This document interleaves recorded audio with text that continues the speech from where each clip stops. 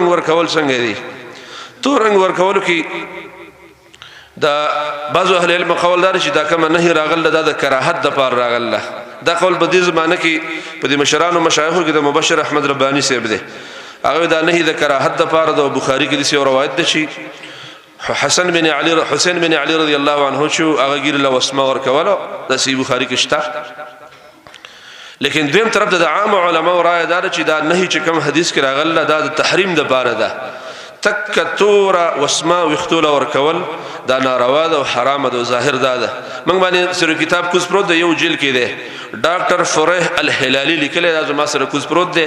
د شیخ ابن باز رحمه الله تعلیق د مستقل د وختو په احکام باندې او مستقل په دې وسمه لیکل شوی کتاب زما سره کوز پروت دی داغي هغه تلخیص او حاصل دار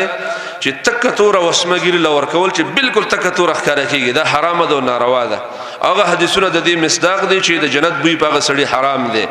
او د قیامت په علاماتو کې دا راغلي چې قیامت ته نږدې بلسي خلک پیدا شي چې دا وګيري بدسي لکه د کوتر او ججوري سپینه کوتر او د چکله تور ښکارا کیږي د کوتر او ججوري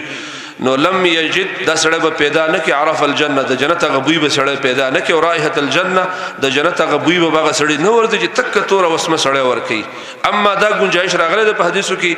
چې سړی وسمه ملګری کې او دا غي سره 70-60% نکریزه به ورواچي نکریزه وسمه دوانه ملګری کې او دا دسي سربخن شان ښکارا کیږي لر د تور ښکارا کیږي خو نږدې نه سر وخت ښکارا کیږي سربخن شان رنگ جوړول دا جایز ان شاء الله تعالی او د نور پاوډر راغلی په بازار کې ملاويږي س پاوډر راغلی په بوتلو کې ملاويږي هغه چې کوم دی وخته تک توري نه بلکې وخته سره کوي سرواله پیدا کوي تور سرواله طرف ته مائل دا عام خلک ته براون کلر وای څه شی وای د څه کلر ان شاء الله تعالی جایز دی او په دې کې حرمت نشته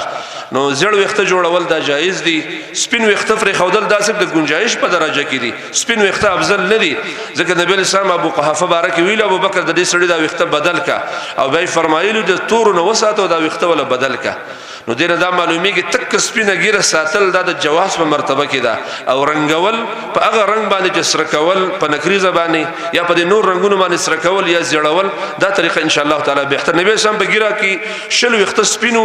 او ظاهر د سه معلومیږي چې نبی سم هغه وختولم نکریزه ور کړی و چې کله به تیل ولګول تیل نو بیا به نکریزه والا وخت ښکارا کېدل شل وخت سپینو هم نکریزه ولا ور کړی و دیو جنا وختوله تور رنگ وسمه ور کول حرام دي او باقي نور رنگونه ور کول چې هغه تورواله نه او د سربخن شان رنگ ان شاء الله تعالی بده کی گنجائش تا او دا جواز لري د الله په